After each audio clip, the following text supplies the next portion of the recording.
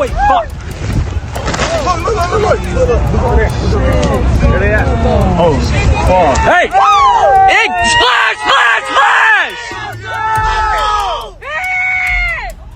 ואני באה במטרה לחזק את ידיך על זה שעשית את כל המהלך הזה, את כל המבצע הזה, ויתרה מזו, הבית של ההורים שהם יצאו.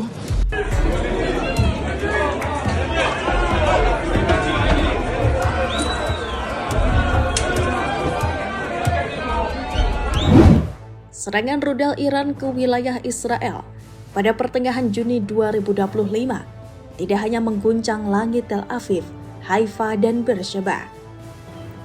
Serangan ini juga mengguncang fondasi kepercayaan publik terhadap pemerintah Israel sendiri. Akibatnya, lebih dari 39.000 warga Israel telah mengajukan tuntutan kompensasi ke otoritas pajak untuk kerugian materi yang mereka alami akibat serangan tersebut. Menurut laporan resmi, klaim kompensasi terdiri dari 30.809 kasus kerusakan properti, rumah dan bangunan, 3.713 kasus kerusakan kendaraan, dan 4.085 klaim kerugian pribadi, termasuk usaha kecil dan barang-barang elektronik. Jumlah ini melonjak drastis hanya dalam waktu 2 pekan dan merupakan salah satu gelombang kompensasi terbesar dalam sejarah Israel. Di balik angka-angka itu, tersimpan sinyal bahaya, krisis kepercayaan publik dan beban ekonomi yang membengkak yang kini membayangi pemerintahan Benyamin Netanyahu. Ribuan warga kini menuntut pemerintah untuk mengganti kerugian mereka. Mereka tidak hanya kehilangan rumah atau mobil, tetapi juga merasa dikhianati oleh sistem yang selama ini diklaim dapat melindungi. Di tengah gelombang kemarahan ini, Netanyahu terlihat lebih sibuk meredam api di dalam rumahnya sendiri ketimbang di medan perang. Selama ini Israel membanggakan sistem pertahanan udaranya yang berlapis-lapis seperti Iron Dome, David Sling, dan Arrow. Namun, serangan Iran yang diklaim sebagai balasan atas serangan Israel terhadap fasilitas strategis di Isfahan dan Natanz berhasil menembus sebagian sistem pertahanan itu. Hasilnya, puluhan rudal dan drone menghantam berbagai kota. Sementara infrastruktur penting seperti rumah sakit juga menjadi target Iran. Contohnya, Soroka Medical Center di Beersheba mengalami kerusakan serius setelah terkena rudal. Benih dari kebingungan dan kemarahan Netanyahu sendiri. Warga pun protes lantaran nilai kompensasi yang diharapkan belum jelas. Bagi warga Israel, ini lebih dari sekedar kerusakan fisik. Ini adalah keruntuhan rasa aman, sebuah pukulan terhadap janji keamanan pemerintah. Sedangkan dari perspektif pemerintah Netanyahu, ledakan jumlah klaim ini bukan hanya soal ganti rugi materi, tetapi juga tekanan politik internal yang nyata. Rakyat menuntut pertanggungjawaban dan keadilan. Salah satu kekhawatiran terbesar adalah apakah pemerintah mampu membayar mengingat anggaran perang yang terbakar hingga 5 miliar dolar Amerika Serikat dalam sepekan pertama dan pengeluaran rata-rata 720 juta dolar Amerika Serikat per hari. Masalahnya anggaran Israel sedang menipis.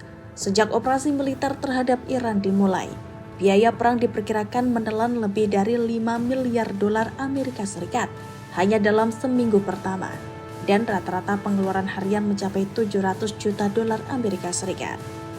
Bila dikalkulasikan bersama biaya evakuasi, kerusakan infrastruktur dan potensi kerugian sektor swasta, total kerugian bisa mencapai 12 miliar dolar Amerika Serikat lebih. Menurut laporan think tank ekonomi di Tel Aviv. Dengan angka defisit diprediksi melonjak hingga 6% dari PDB, pemerintah harus membuat keputusan sulit, memotong anggaran sosial, menaikkan pajak, atau mengambil utang luar negeri dengan bunga tinggi. Ketiga opsi ini memiliki dampak politik serius dan semuanya memperlemah posisi Netanyahu yang sudah menghadapi tekanan internal tinggi. Selama 2 dekade terakhir, Benyamin Netanyahu membangun citra diri sebagai Mr. Security, tokoh yang mampu menjaga Israel tetap kuat di tengah ancaman kawasan. Tapi hari ini, citra itu diuji habis-habisan. Ia dihadapkan pada tuntutan kompensasi warga, serangan oposisi politik yang menyebutnya gagal mengantisipasi serangan Iran, dan kritik internasional atas kerusakan sipil di Gaza dan Lebanon. Netanyahu kini terpojok di antara medan diplomasi, medan tempur, dan medan domestik yang membara. Ia tidak lagi hanya memimpin perang antar negara, tetapi juga perang kepercayaan di dalam negeri sendiri. Dari eksternal, Israel saat ini diserang dari berbagai penjuru.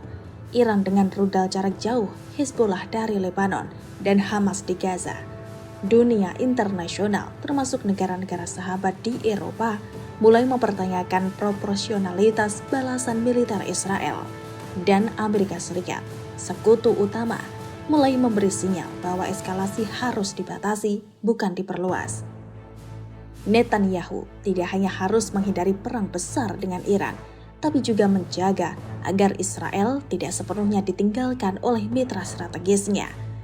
Pemerintahannya juga sudah lama diguncang oleh protes internal, terutama terkait informasi, sistem hukum, dan dugaan korupsi. Oposisi politik menggunakan krisis ini untuk mendorong perubahan kepemimpinan. Jika kompensasi warga gagal disalurkan dengan cepat, krisis ini bisa berkembang menjadi kerusuhan sipil atau pemilu darurat. Dalam sejarah Israel, pemimpin yang kehilangan kepercayaan rakyat saat perang jarang bertahan lama. Netanyahu telah memerintah Israel lebih lama daripada siapapun dalam sejarah modern negara itu. Tapi semakin panjang masa kekuasaannya, semakin besar pula ketidakpercayaan rakyat terhadapnya. Pada titik ini, jarang ada yang menyangkal bahwa Benyamin Netanyahu sedang berada dalam masa-masa paling terjepit dalam karir politiknya. Saat ini Netanyahu bukan hanya pemimpin dalam perang militer, tetapi juga dalam perang sosial, ekonomi, dan legitimasi. Ia terjepit di antara tuntutan warga sipil, tekanan oposisi, dan kegentingan keamanan nasional. Jika ia gagal menavigasi semua ini secara hati-hati dan tepat, masa depan politiknya bisa tamat. Dan Israel sendiri akan menghadapi musim gejolak internal dan eksternal yang belum pernah terjadi sebelumnya.